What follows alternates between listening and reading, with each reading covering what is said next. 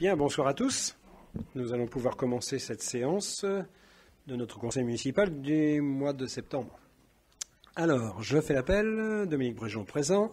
Isabelle Rimbaud. Oui, présente. Voilà, on bavarde un peu. Daniel Vicente. Présent. Christine Hu. Oui, présent. Stéphane Lefebvre. Présent. Séverine Gaborio. Thierry Tastard. Présent. Christelle Bertron. Joanne Chariot. Bernard Blin. Bernard Galliou. Jean-Noël Jubot. Christine Briolo-Hamon. Marie-Jo Régnier. Didier Dohain. Anita Turpin. Nicole Jox-Baluto. Simon Elélou absent, donne pouvoir à Monsieur Vicente. Sarah Clodo. Alors, Sarah, ce soir, tu seras secrétaire de séance. Marilyn Belluno. Nicolas Childebrand.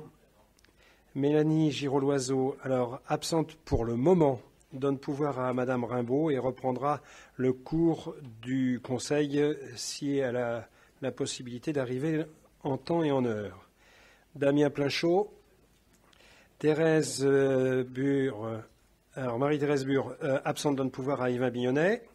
Richard Papin, Nathalie Hersan, Stéphane Vrillon, Yvain Bignonnet et Laurent Daniel. Voilà, nous allons commencer tout de suite par la délibération numéro 1. Donc, Madame Hu, pour une autorisation de signature pour une convention de financement. Oui, bonjour à tous. Donc, dans le cadre des appels à projets, la ville de Saint-Barthélemy d'Anjou a répondu à l'appel à projet pour un socle numérique dans les 3 écoles élémentaires. Donc, la ville doit donc signer une convention de financement avec la région académique pour définir les modalités de cofinancement et le suivi de l'exécution des dépenses.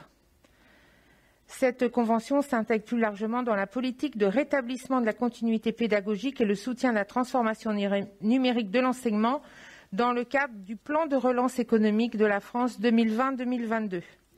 Donc, on a répondu à l'appel à projet.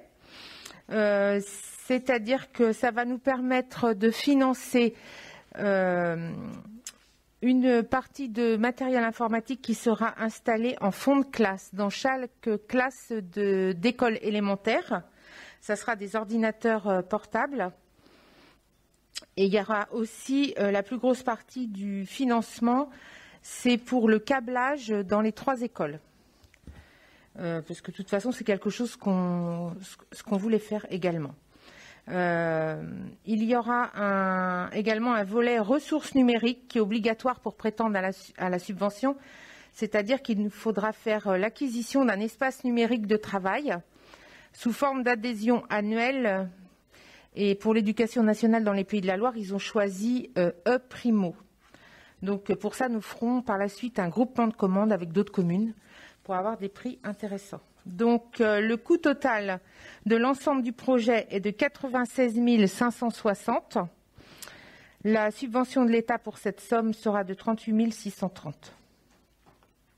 Merci Madame Hu. Est-ce qu'il y a des questions sur cette délibération? Non, ça avait été vu en commission Oui, nous éducation avions enfance. vu tout ça en commission ça enfance. Pas de problème? Non. Parfait. Je passe au vote. Qui est contre?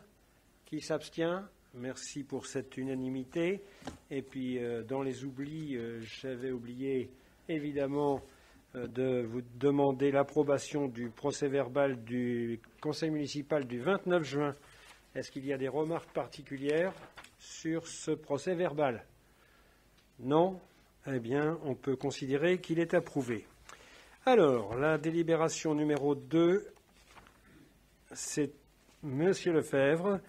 Un avis sur le rapport pour l'élimination des déchets pour l'année 2020. Les rapports de l'agglo arrivent toujours un petit peu en retard, mais c'est comme ça. Donc on le passe maintenant. Monsieur Lefebvre. Oui, donc bonsoir. Ça faisait un petit moment, donc c'est un vrai plaisir de représenter ces rapports, dont le rapport déchets. Donc, vous avez la présentation qui s'affiche. Donc, le rapport déchets est passé en commission transition écologique le 21 juin 2021 en CCSPL, donc Commission consultative des services publics locaux, le 1er juillet 2021, et au Conseil de communauté le 12 juillet 2021 également.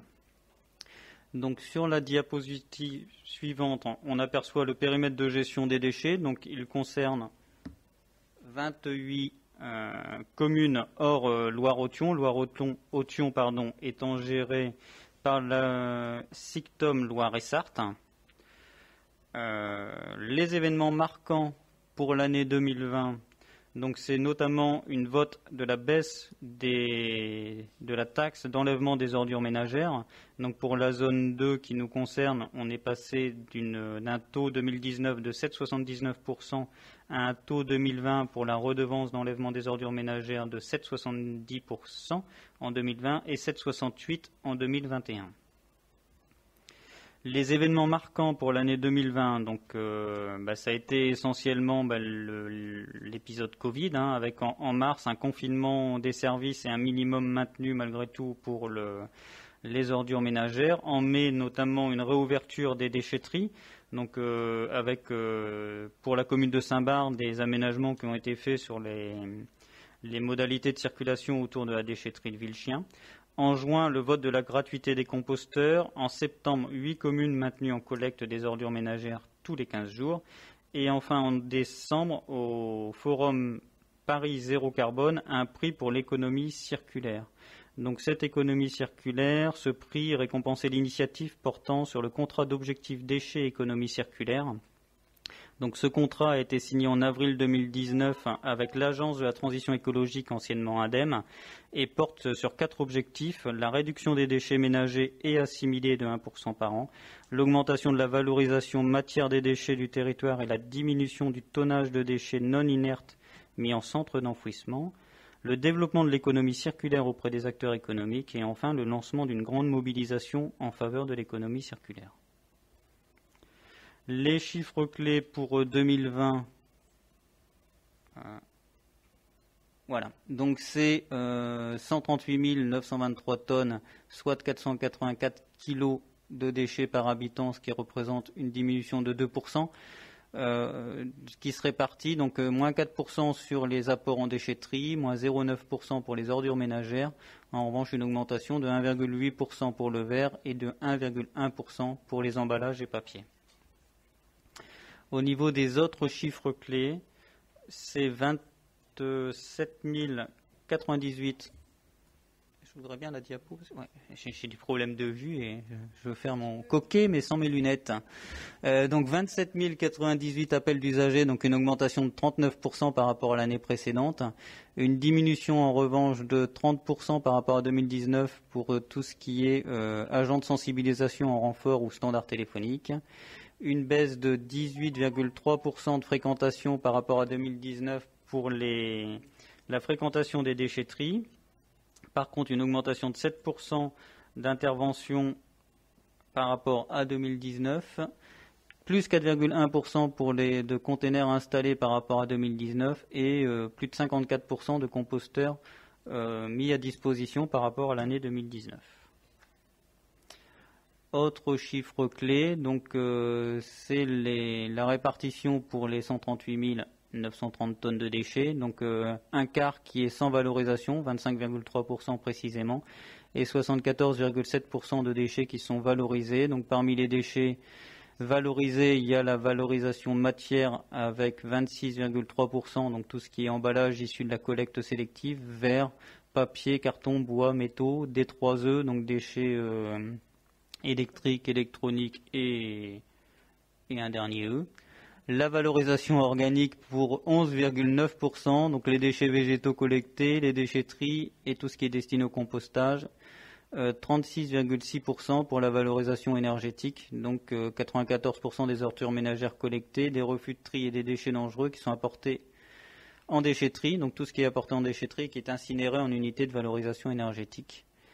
Et pour les déchets sans valorisation, donc le quart restant, 9,1% pour les stockages de déchets non dangereux, donc de l'enfouissement, et les stockages de déchets inertes pour 16,2%, donc tout ce qui est déchets inertes, c'est les gravats apportés dans les déchetteries. Voilà. tout ce que j'avais à vous dire. Merci Monsieur Lefebvre. Est-ce qu'il y a des commentaires sur ce rapport? Donc on en prend acte. Voilà, ok. Eh bien on passe à la délibération numéro 3. Demande de subvention auprès de l'ADEME et du SIML pour la rénovation et l'extension de l'école maternelle Jules Ferry. Monsieur Lefebvre. Donc on a déjà eu l'occasion de délibérer pour la rénovation de l'école Jules Ferry. Donc il y a un programme de travaux qui, je le rappelle, porte notamment sur la rénovation thermique du bâtiment à travers une isolation thermique par l'extérieur, une ITE, le remplacement de menuiserie, la rénovation des sols et plafonds et notamment aussi une rénovation fonctionnelle du bâtiment de l'école maternelle. Et il y a également donc une réflexion sur le système de chauffage par notamment une chaudière biomasse. Et donc l'objet de la délibération est de proposer la signature des demandes de subvention pour cette chaudière biomasse. Donc vous avez dans la délibération le plan de financement tel qu'il est actuellement.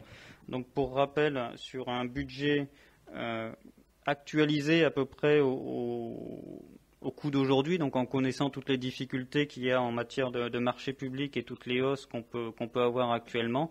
Donc c'est une dépense qui est estimée au total à 1 500 000 euros TTC. Au niveau des recettes, donc on a 45% de recettes liées d'ores et déjà à des subventions. Une partie sont acquises, une partie sont toujours en attente. Et puis donc il y aura 54,7% d'autofinancement. Pour les subventions en attente, donc il y a les deux subventions pour lesquelles on propose de délibérer ce soir. Une subvention de l'ADEME qui pourrait atteindre 5 294,70 €, soit 0,42% du financement total de l'opération. Alors c'est la plus petite somme, mais je pense que c'est la plus compliquée en termes de montage de dossier. Et puis le CIML donc pour 16 400 €, soit 1,3% du montant total des travaux. J'ai fini. Ok. Est-ce qu'il y a des choses, des remarques, Monsieur Bignonnet? Oui, merci. Bonsoir à tous. C'est un beau chantier en correspondance avec les programmes de nos deux équipes dans l'intérêt des enfants et des enseignants. Donc nous remercions les adjoints de la commission ADT et éducation enfance pour les échanges constructifs en commission sur ce sujet. L'opportunité des subventions demandées permettant de minimiser le coût de l'opération, nous voterons donc bien entendu favorablement à cette délibération. Merci. Ok, merci. Y a-t-il d'autres remarques? Non, on passe au vote. Qui est contre? Qui s'abstient? Merci pour cette unanimité. La quatrième délibération, c'est un avis pour une entreprise qui est installée à Verrières-en-Anjou. Alors, cette délibération, dans l'état, ne convient pas. Et il y a en effet des réserves à y apporter. Donc le texte qui va vous être proposé a été corrigé en fonction des réserves que l'on pourrait y émettre, dans la mesure où il y a eu des remarques en commission, mais pas que. Il y a aussi les élus qui s'interrogent et aussi des riverains. Donc à partir de ça, on la corrige. Et on vous propose le texte suivant, Monsieur Lefebvre. Oui, donc comme l'a dit Monsieur le maire, si vous en êtes d'accord, suite aux échanges qu'on a eus en commission aménagement du territoire et ultérieur, on avait mis un considérant que les travaux envisagés doivent permettre aux titulaires de l'autorisation de se mettre aux normes en matière de sécurité et d'environnement sur la totalité du site. Et donc en complément de ce considérant que, sachant déjà le passif de la société Triade, on souhaite plutôt que de mettre un avis favorable, point, sans aucune réserve, émettent effectivement des réserves. Et là, sachant que ces réserves portent sur les émissions atmosphériques, donc on s'est aidé en support des observations qui ont pu être faites par la sauvegarde de l'Anjou et par l'ARS. Donc les réserves portent sur les émissions atmosphériques, point sur lequel la commune partage l'avis de la sauvegarde de l'Anjou, et donc les recommandations de l'ARS. Les résultats du suivi renforcé des rejets atmosphériques devront être strictement conformes, et si tel n'est pas le cas, des mesures compensatoires devront être mises en place, quel que soit le paramètre concerné. Une réserve aussi sur les quantités traitées et stockées. Donc la commune souhaite que des règles précises et contraignantes soient demandées à Triade sur ces points. Elle requiert également un suivi régulier et porté à connaissance, et surtout que les services de l'État en contrôlent avec fermeté la stricte application. Et enfin une réserve sur la protection des riverains à l'égard des risques de nuisances sonores, d'éclairage nocturne excessif et d'envol de déchets. Donc une attention particulière doit être portée sur ce point à l'occasion de cette autorisation. Voilà, c'est beaucoup plus complet. Et est-ce qu'il y a des questionnements sur cette délibération? Non. Eh bien, on va passer au vote. Qui est contre? Qui s'abstient? Merci pour cette unanimité. La délibération numéro 5. En revenant sur la 4, les commentaires de la sauvegarde de l'Anjou sont extrêmement précis et nous convenaient parfaitement. La numéro 5, alors, convention de partenariat entre la ville de Saint-Barthélemy d'Anjou et la Ligue de protection des oiseaux pour l'inauguration de 12 sites refuges. Monsieur Lefebvre, c'est sa soirée à Monsieur Lefebvre. Oui, c'est bien, merci. Oui, donc, comme vous le savez, la commune est rentrée depuis 2019 maintenant dans un projet de labellisation refuge LPO avec la LPO du coup. Ce projet s'est transformé à l'initiative du service espace vert d'une volonté d'avoir un site en refuge LPO à 12 sites qui potentiellement peuvent devenir refuge LPO. La Covid nous a un petit peu contraints et empêchés de faire une manifestation festive comme on l'aurait souhaité jusqu'à présent. Et donc là, l'horizon s'éclaircit et l'idée c'est donc de faire une grande manifestation festive le 13 novembre pour enfin pouvoir inaugurer ces 12 sites refuges LPO. Donc cette journée-là sera l'occasion à la LPO Anjou de fêter ses 30 ans et d'avoir un acte fort pour les 100 ans aussi des refuges LPO et puis pour nous de labelliser, c'est une première en France pour une municipalité, en une seule fois 12 sites en termes de refuges. Donc pour cette manifestation, il y a un partenariat qui s'est créé avec la LPO. Donc la LPO va faire des animations tout au long de la journée et puis va occuper des bâtiments de la commune, notamment le THV pour une projection qui se fera dans l'après-midi, va utiliser la salle de réception de la géométrie, notamment pour accueillir tous ces bénévoles et puis pour faire fêter aussi son anniversaire des 30 ans de la LPO. Et il y aura aussi l'espace culturel Pierre Audouy qui va être utilisé cette journée-là. Donc tous ces espaces, la LPO n'étant pas basée physiquement sur la commune de Saint-Barthélemy d'Anjou, tous ces espaces ont en temps normal un coût. Compte tenu du partenariat, c'est finalement du gagnant-gagnant pour tout le monde. Donc l'objet de la convention, c'est de valoriser et de mettre à disposition gratuitement ces espaces. Et une dernière chose aussi, donc le 13 novembre, on va contribuer aussi à l'acquisition, enfin pas l'acquisition, à l'inscription pour les Bartholoméens qui le souhaitent au niveau des refuges LPO. Donc le coût de l'adhésion en refuge LPO pour un habitant étant de 35 €. La commune va prendre en charge, ou propose de prendre en charge 20 €. Les 15 € restants, finalement, c'est les 15 € que la personne qui décidera d'adhérer au refuge LPO paiera les années suivantes en renouvellement de ce partenariat entre un particulier bartholoméen et la LPO. Donc l'idée dans la convention, c'est aussi d'affecter un budget de 2 000 € maximum, soit une centaine d'adhésions au refuge LPO pour les habitants qui souhaiteraient s'impliquer dans cette démarche de manière durable. Donc il leur restera à charge 15 € la première année et 15 € pour les années suivantes, en espérant qu'ils adhèrent pour plusieurs années à suivre.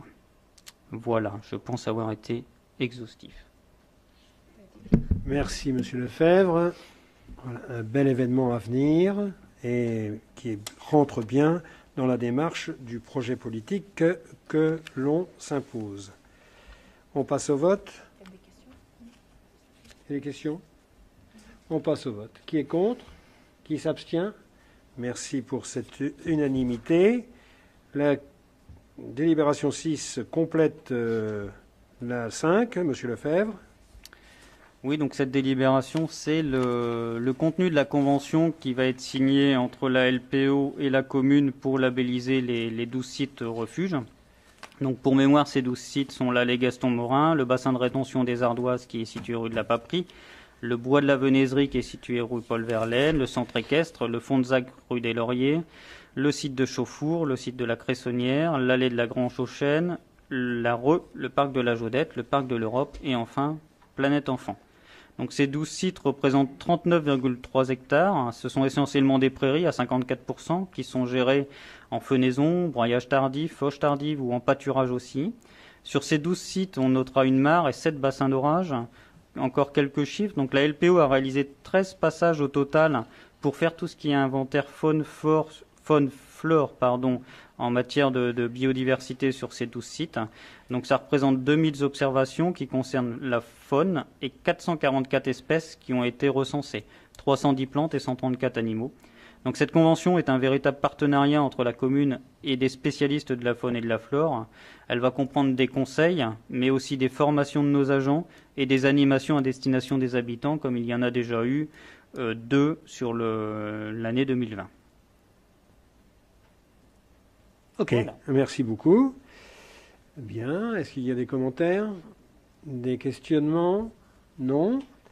Parfait. Donc on passe au vote. Qui est contre? Qui s'abstient? Merci pour cette unanimité.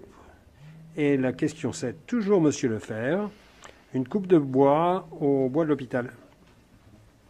Donc là, c'est une délibération qu'on passe plus ou moins régulièrement sur la commune. Donc le bois de l'hôpital est un espace qui est géré par l'Office national des forêts. Et donc là, l'Office national des forêts nous propose, pour entretenir certains espaces du bois de l'hôpital, de mettre en vente du bois. Donc comme on le fait, comme je l'ai dit, assez régulièrement. Et donc c'est un espace avec diverses essences. Certaines sont intéressantes comme le chêne et d'autres beaucoup moins intéressantes. Et l'idée, c'est de proposer ce bois à la vente pour le prix de 19 € le mètre cube. Donc sachant que c'est un bois qu'il faut aller couper sur place, nettoyer le site correctement et évacuer. Donc voilà. Ok. Même chose. Je repose la question. Est-ce qu'il y a des commentaires, des questionnements? Non. Donc on passe au vote. Qui est contre? Qui s'abstient? Merci. Alors, la délibération numéro 8, Madame Gaborio, un conventionnement pour le THV. Un bel événement là aussi à venir. Oui, il y a une belle reconnaissance pour la commune et pour le THV. Oui, c'est donc... après une demande de labellisation, le THV a obtenu l'appellation scène conventionnée d'intérêt national. Avec le sous-titre Art, enfance et jeunesse, puisque ça concernera particulièrement l'enfance et la jeunesse. Cette labellisation a été obtenue grâce à une action culturelle exemplaire dans l'accompagnement de la création jeune public et de son inscription au cœur des partenariats et parcours d'éducation artistique et culturelle. C'est, comme je disais, une reconnaissance du travail mené depuis de nombreuses années, pas seulement sur ce début de mandat. Et aussi, il fallait souligner la transversalité autour des projets enfance, adolescence, scolaires, extrascolaires, famille qui sont mis en place au fur et à mesure. Donc il se concrétise par un soutien financier accru de l'État, 50 000 € au fonctionnement par an, et ceci pour 4 ans, qui sont reconductibles. Donc il s'agit ce soir de demander l'autorisation à Monsieur le maire, d'autoriser Monsieur le maire à signer ce conventionnement pour le THV et pour le conventionnement Art, enfance et jeunesse. Voilà. Ok, merci. Y a-t-il des commentaires? Non. Bon, sachant déjà que l'argent nous est pratiquement acquis. Alors, je passe au vote. Qui est contre? Qui s'abstient? Merci. La délibération numéro 9, c'est toujours Madame Gaborio pour des tarifs. Alors, tous les ans, on revote les tarifs du THV, l'allocation du hall et du THV. Voilà, la présente délibération vous propose de valider les tarifs envisagés. Ce sont les mêmes, on ne les a pas fait évoluer. Donc le tarif normal, c'est 1 200 € TTC pour la location du théâtre. Vous avez les chiffres là. Sachant qu'il y a des gratuités pour certains cas. Donc la gratuité, c'est pour tout ce qui est établissement scolaire, associations culturelles et humanitaires de la commune, à partir du moment où il y a de l'enseignement en direction des enfants, où il y a des actions en direction de la jeunesse. D'autres associations peuvent être subventionnées avec une mise à disposition gratuite. Et puis par contre, après, le tarif normal, c'est 1 200 € pour tout ce qui est hors commune et associations qui ne sont pas reconnues comme partenaires. Merci pour ce rapport, Madame Gaborio. Est-ce qu'il y a des commentaires, des questions? Non plus. Eh bien, on passe au vote. Qui est contre? Qui s'abstient? Merci pour cette unanimité. La numéro 10, je présente le titre, mais je m'abstiens de tout commentaire et de vote. Donc, il faudra le noter. Je me déporte. Donc, autorisation donnée au maire pour signer la cession du tréfonds de la parcelle. Ça sera peut-être niveau signature, c'est moi aussi? Oui. Alors, d'une parcelle pour Podelia. Monsieur Tastard. Oui, bonsoir à tous. Donc, vu l'avis qu'on a soumis par courriel aux membres de la commission urbanisme foncier le 17 septembre, mais je m'excuse que ça n'a pas été présenté lors de la commission, il n'y avait que ça et on s'en est aperçu un petit peu tardivement.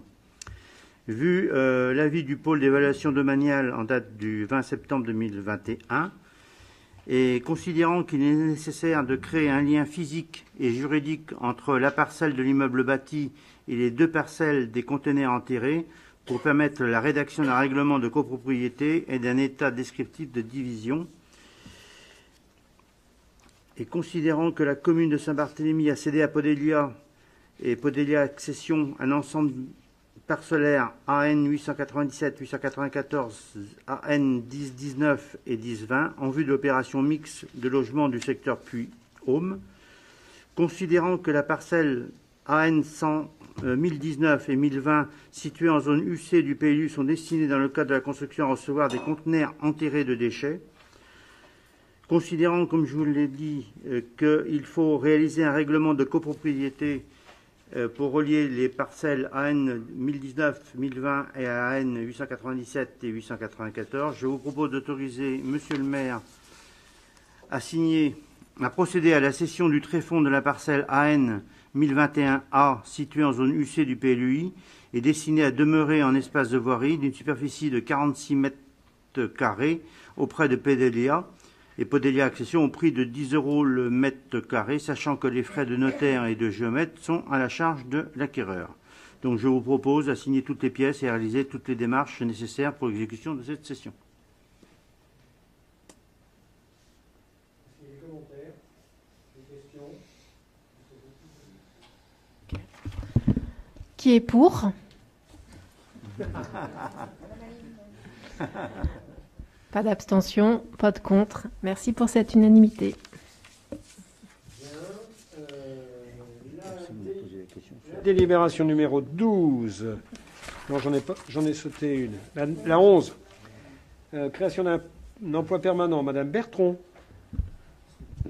Oui, bonsoir.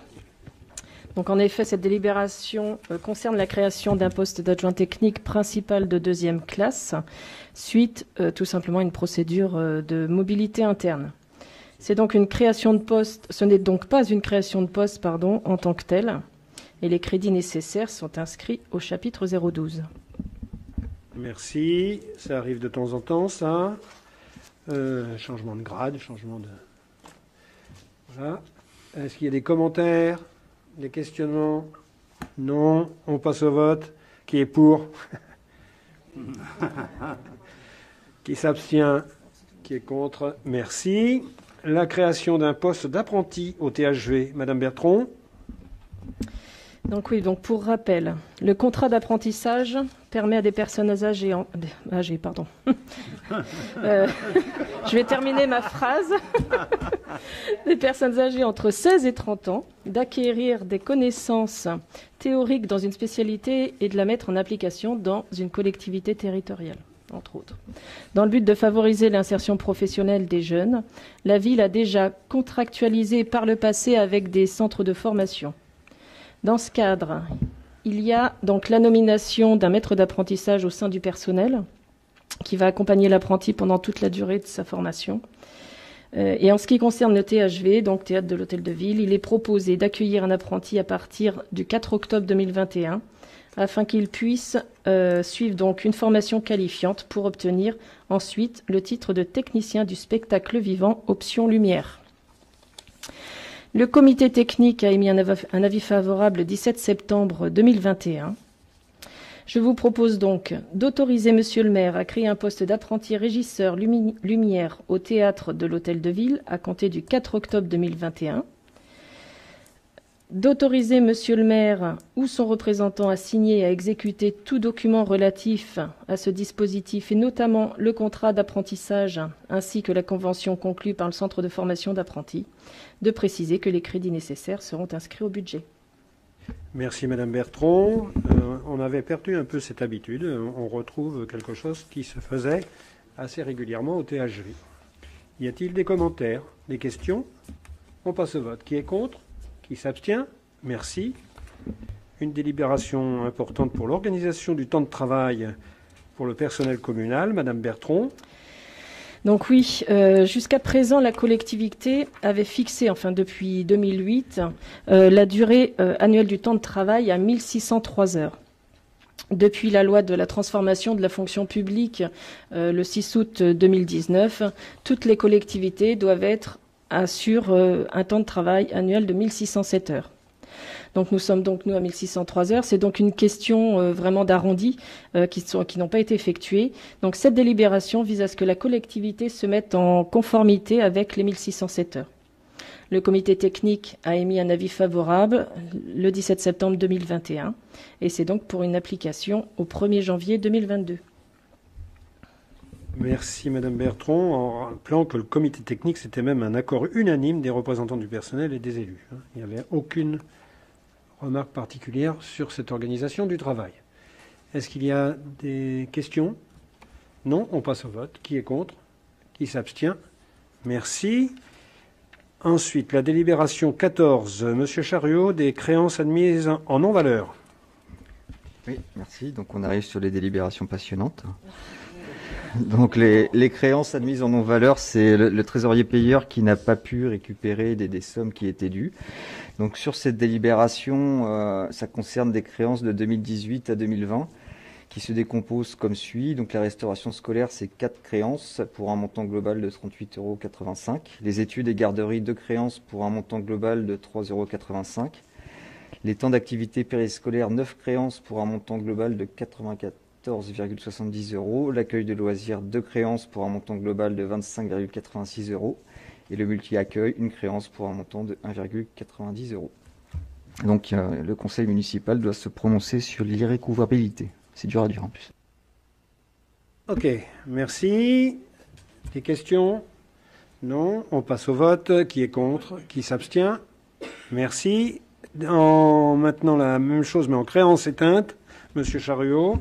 Voilà, donc les créances éteintes, ça concerne des créances de 2017 à 2019, 8 créances. Donc pour la restauration scolaire, ça représente un montant de 382,49 € et pour les études et garderies, 100,55 €.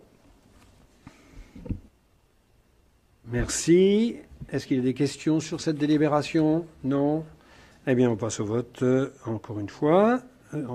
Qui est contre? Qui s'abstient? Merci pour cette unanimité. La délibération numéro 16, fiscalité directe locale sur la taxe foncière sur les propriétés bâties. Monsieur Chariot. Oui, donc limitation de l'exonération de 2 ans en faveur des constructions nouvelles à usage d'habitation. Donc c'est la suppression de la taxe d'habitation et la réforme de la fiscalité locale qui implique un ajustement du Code général des impôts.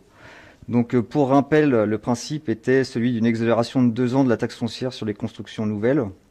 Et donc par décision du conseil municipal en juin 2011, la commune avait supprimé cette exonération de 2 ans. Donc de l'autre côté, nous avions les conseils départementaux qui, eux, n'avaient pas de possibilité de suppression de cette exonération de 2 ans. Donc la réforme en cours, en fait, en supprimant la taxe d'habitation, a entraîné le transfert du taux de taxe foncière départementale vers les communes. Donc si on était resté sur le même schéma, on aurait eu en fait d'un côté pour le redevable une partie qui aurait été exonérée qui était la part communale, et une partie qui aurait été donc la partie exonérée aurait été la partie départementale, puisqu'il n'avait pas la possibilité de l'enlever, et donc la partie imposée aurait été la partie communale, historique. Donc afin d'adapter le Code général des impôts, donc il a été décidé que les constructions nouvelles sont exonérées de taxes foncières durant les 2 années qui suivent celles de leur achèvement, mais il est toutefois possible que la commune, par délibération, puisse limiter l'exonération applicable de droit à 40%, 50%, 60%, 70%, 80% ou 90% de la base imposable.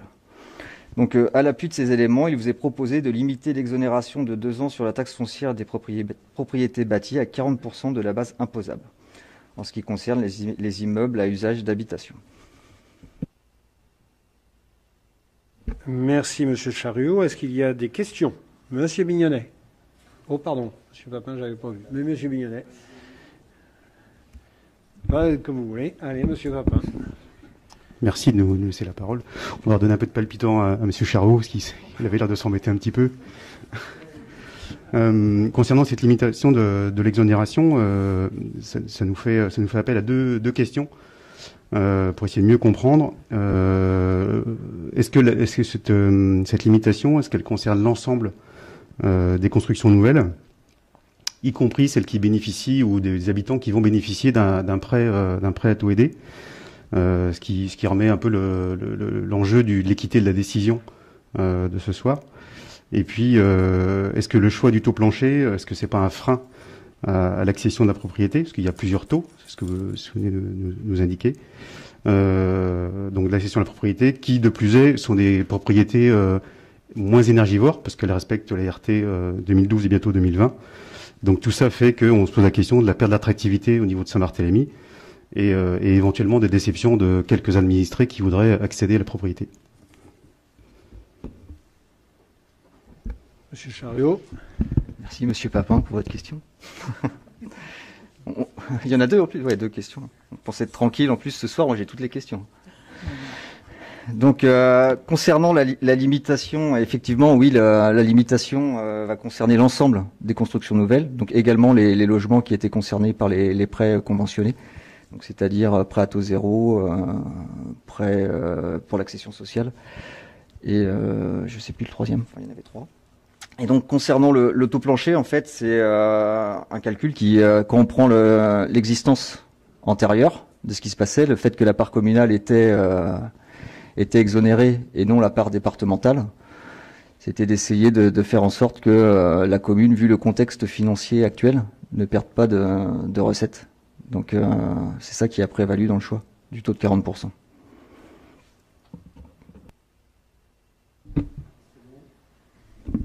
On aurait pu choisir 90%. Et je pense qu'il serait quand même intéressant de mentionner que ça concerne aussi les prêts conventionnés, enfin toute la batterie, parce que là on a l'air d'être limitatif en fait dans la délibération. Peut-être être plus précis dans le champ d'application de la délib. Le champ est clair, c'est que si ça avait été dedans, ça aurait été inscrit. C'est pas dedans, c'est pour tout le monde. Donc c'est par principe. Et après 90%, c'est toujours le même débat, c'est-à-dire qu'on peut raser gratis, quoi. Mais à un moment, faut aussi, par rapport aux politiques publiques mises en place, avoir les moyens d'assumer ce qui a été fait. Je pense que les gens sont contents aujourd'hui des services rendus sur la commune, que ce soit en quantité ou en qualité. Et ça a un coût. Et forcément, aujourd'hui, le contexte quand même est difficile pour les collectivités d'un point de vue économique. On pourrait lister toutes les problématiques qui nous attendent. Je pense qu'on aura l'occasion d'en reparler. Mais aujourd'hui, il était quand même très compliqué pour la commune de se dire d'avoir à faire une croix sur des recettes fiscales. C'était le cas si on passait à 90%. Alors après, il faut relativiser. On parle des constructions nouvelles. Donc aujourd'hui, c'est-à-dire que tous les contribuables, ça change strictement rien pour eux. Et ce sera les nouvelles constructions qui seront sur cette base-là. Après, concernant en fait aussi la question sur le fait est-ce que ça va être un frein pour le développement sur Saint-Barthélemy, je pense pas, hein, Thierry. Voilà, à mon avis, je suis pas sûr que ça sera un frein. Bien. On aura l'occasion de reparler des finances. Et je repréciserai aussi le calendrier des conseils municipaux à venir.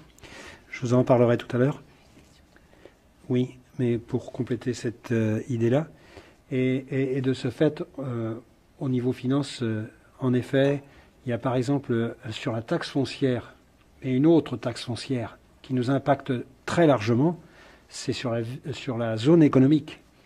Et à savoir, a été voté au mois de juillet, je n'étais pas pour évidemment, mais c'est ça la démocratie, à l'agglo a été voté un 30%, de retenue de 30% sur la taxe foncière de la vie économique. Donc sur les commerces, les artisans et les entreprises de toutes sortes qui vont s'installer sur la commune, sur toutes les communes, les nouvelles hein, bien sûr, ça sera 30% en moins de taxes foncières qui iront directement à l'agglo. Exemple, Biopôle, qui deviendra une autre entreprise, c'est à peu près 200 000 euros de recettes, moins 30, on arrive à peu près à 110. Donc, oui. Donc, il faut faire venir plus d'entreprises sur Saint-Barthélemy. Oui, si on a la place. Monsieur Bignonnet. Oui, merci. Il y a des échanges intéressants. Nous, ce qu'on avait noté, c'est que effectivement la fusion des assiettes municipales et départementales et le choix que vous avez retenu des 40%, eh bien, était en continuité des choix historiques et n'engendrait donc pas de hausse pour les habitants in fine, à quelques euros près. Enfin, bon. Néanmoins, ce sujet n'a pas été débattu en commission et il n'a pas permis d'échanger sur ce taux qui aurait pu être peut-être revu pour des habitants en fonction du contexte actuel, je dirais du contexte de concurrence vis-à-vis des autres communes. Donc c'est pourquoi on s'abstiendra sur cette délibération, juste pour cette... voilà, on aurait préféré pouvoir en discuter ensemble. Merci. Ok, merci pour cette remarque. On passe au vote. Alors, qui est contre? Qui s'abstient? Donc 4 et de 6 abstentions. Merci. Je continue avec... plus rien. Il y avait la liste des décisions du maire. Est-ce qu'il y a des remarques sur ces décisions? Non. Bien.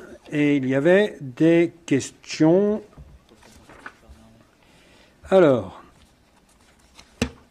les questions. La première question qui a été posée par le groupe EH, je la lis et bien sûr, on va intervenir à plusieurs fois. Donc, lors de la commission des solidarités du projet de territoire d'Angéloire Métropole du mercredi 22 septembre 2021, il a été question des CLSPD, Conseil local de sécurité et de prévention de la délinquance, et surtout de la mise en place du CLS, Contrat local de sécurité, sur l'initiative du maire permettant la coordination des différents collèges, élus, État et professionnels. S'il existe un CISPD, donc Conseil intercommunal de sécurité et de prévention de la délinquance, ce dernier n'est pas en capacité de traiter des problématiques locales dans les quartiers et la recommandation des services d'agglomération est de mettre en place des CLS. En vue de l'augmentation des faits d'insécurité que nous constatons tous et certains de votre connaissance de ce sujet, envisagez-vous, monsieur le maire, de mettre en place un CLS pour améliorer la sécurité à Saint-Barthélemy d'Anjou? Moi, je trouve... Bon, il y a deux thèmes là dans cette question. Au vu de l'augmentation des faits d'insécurité, est-ce que vous avez des faits réels, vraiment qui sont avérés? Parce qu'évidemment, nous, on a en permanence, avec la police municipale, les chiffres de la délinquance. Elle existe, hein, il y a une délinquance sur nos communes, hein, quelle qu'elle soit, mais elle ne nous fait pas part d'une augmentation. Bien au contraire, par rapport à l'année 2020, il y a un thème qui est un peu plus fort, mais les autres sont en baisse. Donc, quels sont les faits qui sont avérés? Et si c'est le cas, non, bah, déjà, essayez de me répondre à ça. Oui. Cette question, elle a été écrite suite effectivement à cette commission d'agglomération où votre collègue, un de vos collègues maires, a prévenu l'ensemble de l'Assemblée que vous aviez participé à une réunion et où, conjointement, vous aviez fait part de votre inquiétude vis-à-vis de l'augmentation de l'insécurité sur les 2 communes. Donc c'est dans ce contexte qu'on pose cette question. Bien évidemment, nous n'avons pas accès, comme ça a pu être le cas par le passé, au retour des différentes polices, et ce serait avec plaisir qu'on pourrait avoir ces informations. Un autre élément aussi qui a été sujet de débat en commission d'agglo, c'est effectivement il y a beaucoup de gens qui subissent des événements, on va dire désagréables, et qui ne vont pas aller porter plainte. Malheureusement, on peut le répéter, que le 17, il faut appeler le 17, il faut aller porter plainte. Néanmoins, voilà, c'est pas systématique et c'est des termes qui ont été évoqués en commission.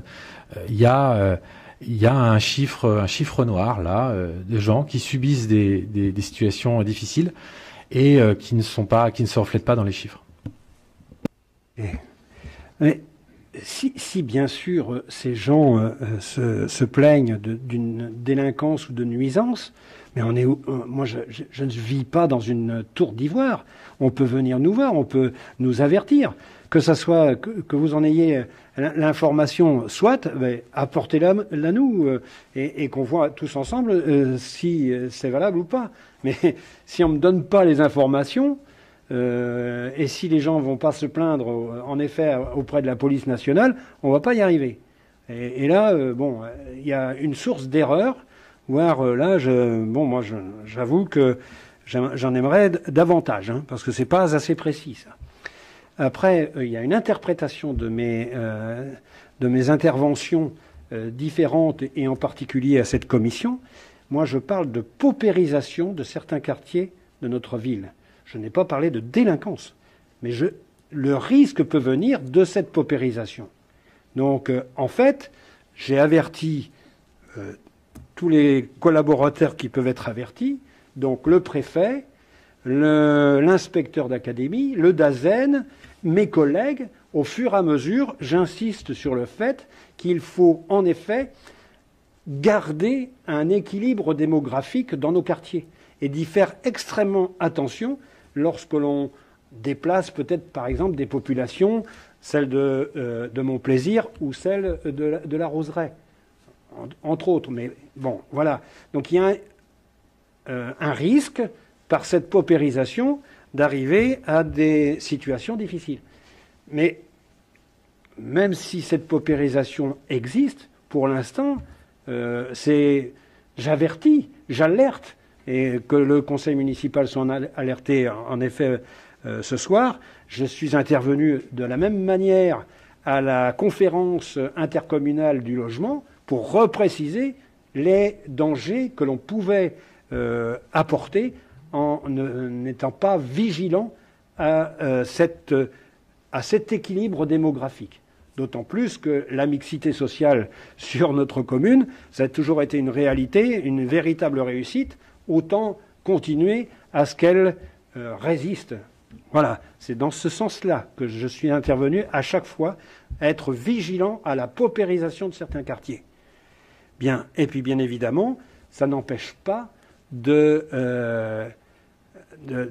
continuer à trouver des solutions, et surtout des solutions dans la prévention. Donc dans la prévention, évidemment, vous connaissez notre commune. Je crois qu'on est assez déjà en avance sur des actions auprès de nos jeunes, auprès de nos ados. On va continuer de faire de la culture comme on peut le faire sur Saint-Barthélemy d'Anjou. Je crois qu'aussi ça peut apporter une vision de l'autre, de la différence de l'autre. Et ça, on va bien évidemment le travailler. Mais il y a en effet la possibilité de créer des CLSPD. Eh bien, nous sommes dans cette démarche, et ça, je demanderai à M. Tastard de pouvoir y répondre. M. Vicente, entre les coups. Je suis désolé, Thierry. Après, moi, je voulais intervenir. C'est peut-être une notion de mots utilisés. Moi, quand j'entends on se sent en insécurité, pour moi, insécurité, ça veut dire que j'ai peur d'être dans ma ville. j'ai peur du danger, j'ai peur parce qu'il peut m'arriver quelque chose. Après, c'est pas vrai, enfin, personnellement, c'est pas le sentiment que j'ai à Saint-Barthélemy d'Anjou. Loin de là, j'ai absolument pas peur d'être dans ma commune. Est-ce que vous voulez plutôt parler d'incivilité? Et là, je vous rejoins qu'il y a peut-être plus d'incivilité. Et là, en effet, il y a aussi du travail là-dessus. Je ne dis pas qu'il y a aussi peut-être des faits de sécurité, mais je pense qu'on est plus dans l'incivilité aujourd'hui sur lequel on a pu voir une augmentation que sur l'insécurité. Et pour moi, les termes sont à utiliser de manière différente. Et pour moi, j'en ai une perception différente. Quand je parle d'incivilité, là, il y a des choses à faire d'un point de vue citoyenneté, etc. D'un point de vue insécurité, là, on est quand même sur des faits beaucoup plus graves, sur lesquels je ne me ressens pas par rapport à ces propos dans ma commune.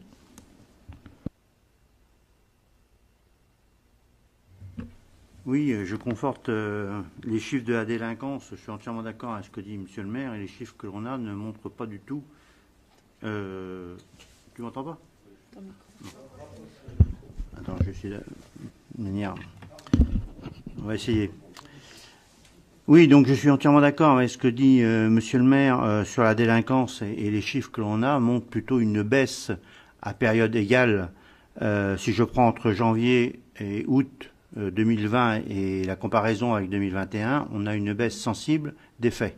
Donc c'est quand même un point important et il ne faut pas, je dirais, traumatiser les habitants de Saint-Barthélemy en disant, comme disait Daniel Vicente, que la ville est peu sûre. C'est quand même pas le cas à Saint-Barthélemy là-dessus. Alors le thème de la sécurité, bien entendu, c'est un point qui est important, un thème important, et il est mis dans notre projet politique. Il est mis dans notre projet politique avec un certain nombre d'objectifs que l'on s'est donnés. Alors je vous les rappelle rapidement, hein. Ce sont les premiers secours au niveau des bénévoles, de faire une formation à ce niveau-là, de faire la vidéoprojection des bâtiments communaux, d'adapter la pratique, en pratique la police municipale en fonction des besoins, ça aussi c'est important, un partenariat avec la police nationale. C'est quelque chose qu'on a engagé et j'ai une réunion régulière avec le commissaire d'Angers là-dessus. Et nous faisons des actions ponctuelles sur la commune avec la police nationale. Un plan de prévention routière, mais ça paraît évident. Et quelque chose qui est nouveau, un nouvel objectif que l'on s'est fixé dans notre plan, c'est le CLSPD. Avec un objectif, c'est de signer un contrat de sécurité interne avec l'État. Ça, c'est important. Alors, le CLSPD, deux mots quand même, c'est quelque chose qui n'était pas obligatoire pour Saint-Barthélemy vu sa population, puisqu'on était avec ALM qui pouvait avec le CISPD. On va s'y perdre. Donc, ça démontre quand même de faire un CLSPD pour Saint-Barthélemy quelque chose qui est une volonté politique qui est forte en termes de sécurité. Alors pourquoi un CLSPD? Petit 1, c'est un document de référence par rapport au préfet. Ça, c'est quand on veut faire bouger les choses, il faut taper relativement haut. Et on a bien entendu, on travaille avec l'appui d'ALM. Sa mission, ce sont des échanges, des concertations, de la validation et des actions et aussi de l'évaluation de ces actions sur le terrain. Les membres, là aussi, c'est quelque chose pour moi qui est important. Les membres, c'est bien entendu Monsieur le maire, mais c'est aussi le préfet, le conseil départemental, les services de l'État, les associations, les élus concernés. Comment on va fonctionner? Parce qu'on a déjà travaillé dessus. On va fonctionner avec une plénière une fois par an, des commissions restreintes et des groupes opérationnels. Avec un planning, parce que c'est quand même ça qui est intéressant. 2021, ça va être la création, l'installation et la signature de ces conventions. Et en 2022, des groupes opérationnels avec un démarrage des actions de prévention de la délinquance. Ça, c'est quelque chose qui est important, c'est quelque chose qui est factuel et qui va nous permettre, je l'espère, de travailler et de diminuer les chiffres sur Saint-Bar encore.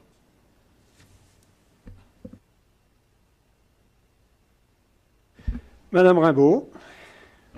Juste peut-être rajouter aussi, Thierry, ce que tu n'as pas forcément bien ressorti, c'est que quand on a réfléchi à la création de ce comité, c'était aussi une forte volonté de pouvoir mettre tous les acteurs ensemble pour communiquer ensemble. Parce qu'effectivement, il y a des on-dit, il y a des choses qui qui sont véhiculées. Et on avait besoin à la fois du côté des opérateurs sociaux, à la fois du côté des opérateurs de la police, d'avoir un lieu où on pouvait communiquer tous ensemble pour se donner les informations, pour effectivement être certain qu'il n'y a pas des failles ou qu'il n'y a pas des passages. Donc c'était au tout début vraiment aussi notre volonté est vraiment d'axer sur la prévention. Eh oui, la prévention avant la répression, évidemment. Bon, bien évidemment, vous avez compris que ça ne se met pas en place en 5 minutes et qu'il y a évidemment des contacts et des conventionnements à passer avec la préfecture. Donc, à partir de ça, nous allons prendre le temps des choses et le calendrier, et surtout, ça bougera sur l'année 2022. Donc, de ce fait, il y aura des groupes de travail où, bien évidemment, les élus seront impliqués. Il y aura une transversalité, comme le disait Madame Rimbaud, entre les différents services, parce que ce n'est pas aussi simplement qu'un fait de police, mais bien un fait donc de prévention, et de ce fait-là, eh bien, tous les services peuvent être concernés, que ce soit l'éducation enfance, pourquoi pas le sport, et ailleurs, on a aussi au village Pierre-Rabhi des interventions ou des actions qu'on pourra très bien mener pour cette prévention. Monsieur Bignonnet. Oui, merci. D'abord, très content d'avoir posé cette question parce que je trouve que l'échange qu'on vient d'avoir est très constructif et très intéressant.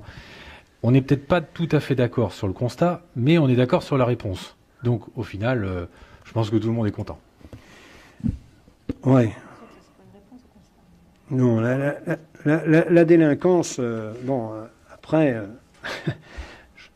Je ne veux pas dire qu'on est nanti, mais il y a d'autres communes, même dans l'agglomération angevine, qui subissent des désagréments ou des nuisances ou de la délinquance qui est beaucoup plus puissante que la nôtre. Hein. Donc peut-être que nos actions de prévention sont peut-être valables et ont déjà fait des effets. Parce qu'il y a bien évidemment, cette action, on ne la sort pas du chapeau et bien sûr, ça date depuis un petit moment. Voilà, donc ça c'était la réponse pour cette première question. Monsieur Papin. Oui, je me permets de réagir. Je pense que la sécurité, oui, c'est effectivement un point important sur la commune. Enfin, tout le monde s'en rend compte. Il y a aussi la peur de la délation. Hein. Quand on voit des faits, malheureusement, des fois, on se retient parce qu'on a peur de... Voilà, on peut avoir peur des effets de la délation. Après, je me souviens aussi que il y a eu, en son temps, des réunions de communication, d'information. Et avant la prévention et avant toute forme d'action, je pense que l'information est importante. Aujourd'hui, j'ai le sentiment que l'information, elle n'est pas trop partagée. Les données existent, mais peut-être faut-il peut-être pousser un petit peu plus loin ces informations, qu'on les partage. En tant qu'élu, on a notre rôle à jouer à la fois de connaître et aussi d'agir. Je me souviens que Daniel faisait des réunions en son temps avec des chiffres, avec des données, avec une cartographie de ce qui se passait. C'était plutôt très palpable et très marqué. Et ça, je pense que ce serait bien qu'on puisse avoir ces données un peu plus partagées. Ça prend du temps, certes, mais ça rendrait peut-être le débat encore plus riche si on avait ces éléments. Ok, pas de souci sur ça. Bien évidemment, il y aura quand même une certaine neutralité des cas, mais des chiffres, c'est toujours possible de les sortir. Il n'y a pas de souci là-dessus. Oui, ça fait réagir bien plus que le conseil municipal, c'est génial. Madame par rapport au fait, effectivement, les personnes, elles ont peur par rapport à la délation, mais la plupart des personnes ont notre numéro de téléphone en tant qu'élu ou nos adresses mail. Et quand elles n'osent pas appeler la police pour des faits de voisinage ou des choses comme ça, t'inquiète pas, elles savent où donner l'information. Donc, parce que là, du coup, il y a une plus grande neutralité. Et même par rapport à ça, enfin, moi, je n'ai pas l'antériorité des mandats précédents, mais on est sollicité, mais j'ai pas l'impression que ça soit non plus extrêmement souvent par rapport à ça. Bon. Après, oui, il y a de l'information, mais moi je pense vraiment que nos groupes de travail, on verra les thématiques qu'on abordera. C'est peut-être en effet un échange d'informations, c'est peut-être un échange, voire des solutions qui peuvent être mises en place pour prévenir. Ça c'est ok, hein, pas de souci. Monsieur Tastar.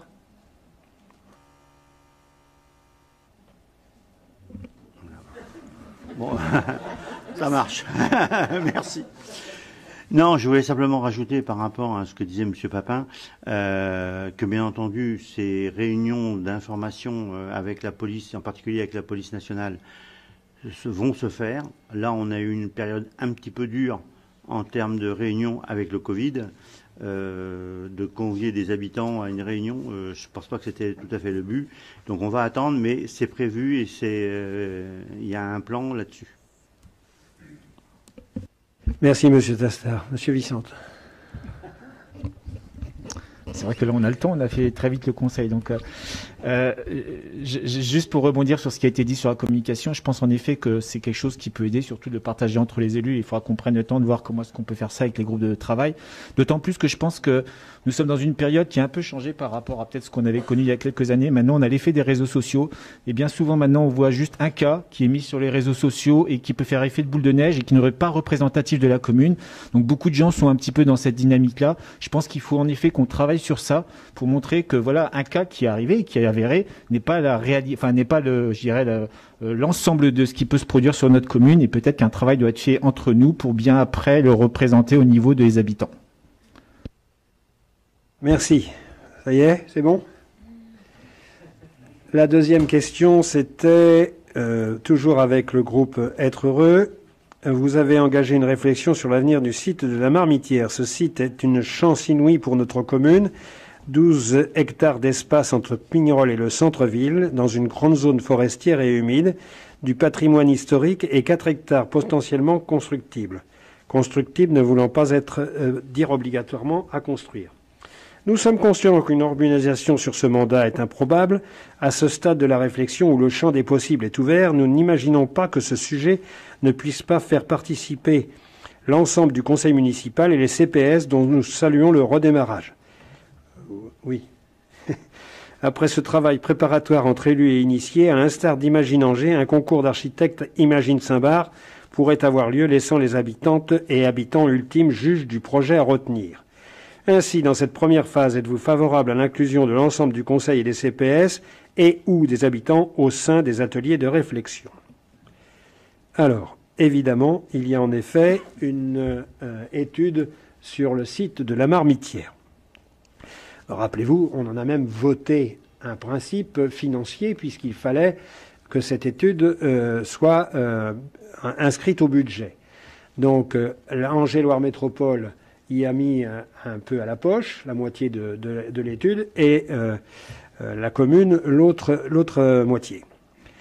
Ceci dit, on avait vu ça en début de printemps, ou en tout cas au printemps, et bien sûr, il fallait chercher un bureau d'études qui pouvait être capable de mener à bien ce chantier. Le bureau d'études qui a été choisi par Alter, parce qu'Alter était missionné pour suivre ce dossier, c'est un bureau d'études qui s'appelle D'ici là, qui s'est entouré d'architectes, d'environnementalistes, j'ai bien dit? Voilà, et de paysagistes, donc, et autres professionnels. Donc à partir de ça, on en est au balbutiement de cette étude, puisque le premier travail qui est à faire sur ce foncier, c'est l'analyse et la synthèse des différents documents du patrimoine, avec un grand P, sur ce site. Donc ça, c'est pas fait, et on commencera par ça. Tout est à construire, en effet. Mais quand vous me parlez de 4 hectares potentiellement constructibles, on n'en est pas là du tout. Est-ce que c'est 2 hectares ou 0 hectare? C'est possible aussi, dans la mesure où, pour l'instant, c'est un foncier qui a des réalités différentes, avec un boisement, des prairies, un château, des ateliers, et voilà. Bon. Et en fait, de tout ce patrimoine, il n'y a rien de décidé pour savoir s'il y a une zone à urbaniser ou pas, dans la mesure où, pour l'instant, est inscrit au PLUI ce site en N quelque chose, je ne sais plus la lettre après, mais c'est pas grave, et qui dit N, dit protégé par sa nature. Donc, à partir de ça, pour l'instant, il n'y a aucun dossier d'engager, et surtout pas une partie à urbaniser. Il n'y en aura peut-être pas du tout, j'en sais rien. Et comme vous le dites, on a le temps de voir. Donc en urbanisme, en effet, il faut des années pour pouvoir faire quelque chose. Évidemment, les élus et les habitants seront inscrits dans la réflexion. On ne peut pas imaginer que vous ne soyez pas dans la boucle à un moment ou à un autre. Donc ça, c'est le bureau d'études, d'ici là, qui se propose de contacter la population ou de contacter tel ou tel collaborateur. Donc ça fait partie de cette réflexion. Mais c'est un deuxième temps. Évidemment, il faut savoir la valeur patrimoniale de chaque partie de ce site. Bon, il y en a un qui est à peu près évident, c'est la partie boisée. La forêt, elle, bon, c'est classé, on n'y touchera pas du tout, et il faut même la protéger. Comme peut-être il faut protéger tout le reste. Donc à partir de ça, voyons un peu ce que donne la synthèse des analyses. Et il y a plusieurs analyses qui avaient été déjà faites, et d'autres qui vont être initiées par ce bureau d'études. Voilà. À vos commentaires. Je crois avoir dit pas mal pour le calendrier dans lequel on est et dans le positionnement du calendrier, on en est là. Je n'ai pas d'éléments à vous proposer en synthèse. Oui, Monsieur Papin. Vous parlez de l'étude, effectivement, on l'a bien en mémoire, le fait que cette étude ait été lancée. En revanche, est-ce que c'est des travaux ou les résultats les premiers résultats de l'étude seront-ils partagés en commission? Si oui, dans laquelle? Et dans quel planning on pourrait avoir ces premiers éléments qui j'entends bien, je suis assez d'accord avec vous, sont importants, sont lourds, et du coup, ça prendra du temps. Oui. Là, évidemment, la synthèse, c'est pour le mois de décembre, pas avant, voire même le mois de janvier. Bon, je sais, on nous a donné décembre comme calendrier, mais bon, il suffit d'un tout petit peu de retard avec les situations actuelles, on ne sait jamais. Enfin, bon, au mieux, au mois de décembre. Donc, il y aura la restitution de cette synthèse en commission urbanisme. C'est le site et le lieu tout privilégié pour ce genre de choses. Monsieur Tastard, non? Il n'y a pas de complément à faire? Mais si, sûrement, c'est de l'urbanisme, alors. Ouais, pour revenir sur l'étude qui a été demandée à ICILA, je voudrais revenir un petit peu sur l'orientation de cette étude-là. Parce que actuellement, si on demande à une personne qu'est-ce qu'on veut faire de la marmitière, là je prends autour de la table, tout le monde a son idée bien particulière. Donc il faut qu'on ait une vue extérieure pour nous proposer un certain nombre de choses. Et on a voulu axer cette demande sur d'abord une stratégie de ce site pour aujourd'hui mais aussi pour demain, parce que c'est important, il y a la situation aujourd'hui mais il y a la situation dans plusieurs années. Et en axant l'étude sur l'enjeu de la transition écologique et les enjeux architecturaux et patrimoniaux. Et on a considéré que c'est un site qui doit s'ouvrir vers la ville. Parce qu'actuellement, le site, quand on le regarde, il est très fermé. Il faut arriver à structurer l'identité et la destination de ce site et proposer un aménagement juste et innovant.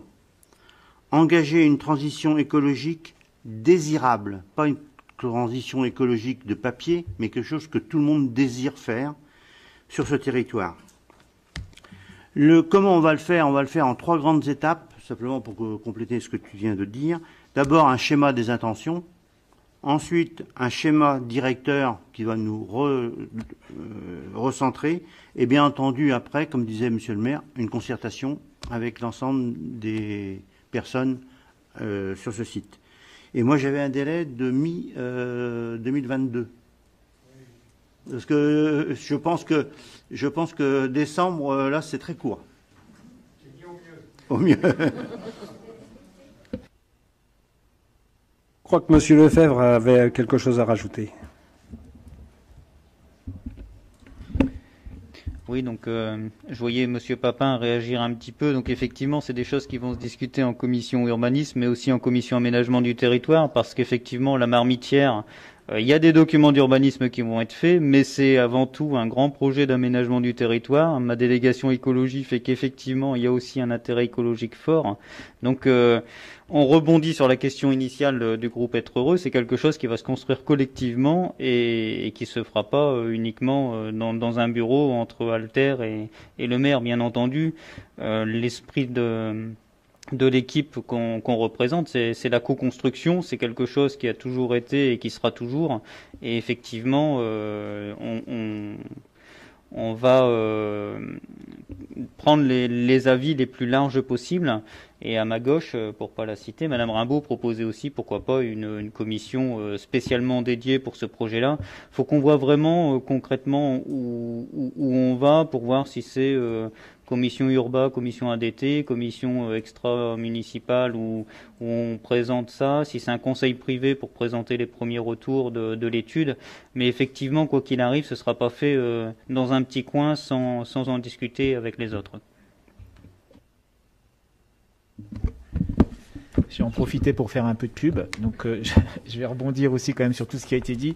En effet, c'est dans notre ADN quand même de faire participer l'ensemble des habitants. Hein. C'est ce qu'on a fait sur de grands projets. Le Parc de l'Europe est un exemple. Et là, clairement, donc une petite pub pour le vendredi 1er octobre, puisqu'on relance en effet la participation citoyenne. Donc toutes les personnes qui souhaitent s'investir dans la démocratie participative seront les bienvenues. Et il y aura même déjà des projets bien plus court terme que celui-ci sur lesquels elles pourront s'impliquer. Donc j'espère qu'elles seront nombreuses à venir et ça montrera aussi un intérêt de la part des habitants de vouloir co-construire et de vouloir œuvrer en fait pour la ville même sans être élu. Bien, merci. La co-construction, c'est en effet quelque chose qui nous tient à cœur et on a eu un bel exemple aussi il y a 8 jours avec les brigades vertes qui ont montré que la population était forte, intéressée et impliquée dans le nettoyage de notre ville. On lui donnera peut-être un autre nom, mais voilà. Quelques informations sur l'actualité de Monsieur Bignonnet. Oui, merci. D'abord, merci pour ces réponses qui sont précises et un calendrier, donc c'est intéressant. Et puis, je veux dire, sur cet engagement, bon, c'est effectivement un sujet très important. Comme vous l'avez précisé, on l'avait bien mis dans notre question. Constructible ne veut pas dire à construire. On est tout à fait raccord là-dessus. 4 hectares, mais le nombre, non, c'est même pas ça. Il n'y a pas d'hectares à construire pour l'instant. Par contre, il y a peut-être des voies de circulation, des mobilités douces à créer avec le centre-ville, comme le disait Monsieur Tastar. Mais comment et est-ce que ça sera fait? Bon, voilà, rien n'est fait. Un agenda, un calendrier où il y a beaucoup de choses actuellement, Madame Rimbaud. Donc jeudi à 18h30, en fait, le village Pierre Rabhi est en train de réécrire son projet de centre social. Et donc jeudi à 18h30, il y a la présentation des principaux axes du projet de centre social pour les 4 ans à venir. Donc c'est une réunion publique, donc vous êtes tous invités. Et puis dimanche après-midi, il y a le fameux Loto pour tous, qui est donc proposé par l'association Jouons Ensemble, mais qui est soutenu et co-organisé avec le village Pierre Rabhi. Donc dimanche après-midi, venez jouer, gagnez. Et oui, c'est pour moi du coup. Toujours dans l'agenda. Ah oui. On me souffle dans le coin de l'oreille, effectivement, le 2 octobre, une association qui fait ses portes ouvertes, les jardins partagés, pour information. Et puis, ce que j'ai dit pendant le conseil municipal, hein, surtout le 13 novembre, l'inauguration, la signature de la convention des 12 sites refuges LPO sur la commune. Merci Monsieur Lefebvre. Et moi, je disais donc qu'il y avait une modification du calendrier des conseils municipaux. Donc pour le mois de novembre, vous allez retenir pour l'instant, la date du 23 novembre et il n'y a pas de conseil privé. Pour une bonne raison, c'est que vous rappelez, c'est toujours un conseil privé finance et dans le but de la préparation du débat d'orientation budgétaire et du BP. Donc il est reporté au mois de février et au mois de mars, pour une bonne raison, c'est qu'il y a trop d'inconnus sur les recettes que l'on peut imaginer ou les dépenses que l'on peut avoir pour cette année 2022. Et quand je parle des dépenses et des recettes, c'est en particulier tout ce qui concerne le domaine de la voirie, qui va être une compétence communautaire. Et de ce fait, il y a des chiffres qui sont avancés, qui sont assez importants et qui vont donc avoir sûrement des incidences sur notre budget à préparer. Donc, on va prendre le temps des choses et voir exactement les chiffres que va sortir l'agglo, parce que là, évidemment, ça changerait un peu la donne. Sachez qu'il y a bien évidemment avec des commissions des élus, des commissions avec les directeurs des services pour étudier cette chose. Ça ne se passe pas facilement. Quand on passe une telle compétence, ça a bien sûr des incidences budgétaires au niveau des investissements et du fonctionnement, mais aussi peut-être des RH. Donc voilà, il nous manque pas mal d'éléments pour voir ceci en détail. Voilà, ça c'est... Alors, au fur et à mesure qu'on aura des informations, là aussi on les donnera. Parce que là, on ne les a pas forcément. Ou pas, oui, pour l'instant c'est pas suffisamment clair. Alors la voirie ici, à savoir, parce que je donne l'information aussi, c'était au séminaire des maires du mois de juillet que ça a été proposé et présenté. Vous savez qu'on a un état de voirie. Dans chacune des communes a été fait un diagnostic et on est un petit peu en dessous de la moyenne, pas tant que ça, mais ça nécessite évidemment des travaux conséquents. Donc par rapport à cette note qu'il faudrait rattraper, forcément, il y a un budget de fonctionnement et d'investissement important à apporter. Je vous dirai ça plus tard quand j'aurai les chiffres très précis. Voilà, donc entre les coups, le 23 novembre, ça fait loin, on aura bien l'occasion de se revoir sur d'autres manifestations qu'un conseil municipal. Et je vais vous souhaiter une très bonne soirée à tous. Merci.